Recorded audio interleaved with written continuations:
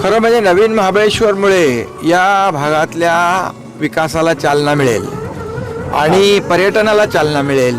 आधी निसर्गाने नटलेला हा सगळा परिसर आहे, घनदाट जंगल आहे आणि त्यामुळे पर्यटक वाढतील आणि लोकांना याचा आनंद घेता येईल. आता महाबळेश्वरमध्ये येतात लोक, आता महाबळेश्वरमध्ये एक मर्यादा आहे आणि त्यामुळे हे नवीन महाबळेश्वर करण्याचा मागचा उद्देश एवढाच की जादा लोकांना त्याचा फायदा झाला पाहिजे आणि यामध्ये पर्यटनामुळे, इथल्या विकासामुळे इथल्या तरुणाला रोजगार मिळेल. तो तरुण हे गाव त्याचं सोडून दुसऱ्या शहरामध्ये नोकरीला जाता कामा नये, ही संकल्पना माझी आहे आणि म्हणून त्याला इथंच रोजगार मिळाला पाहिजे, इथंच रोजीरोटी मिळाली पाहिजे.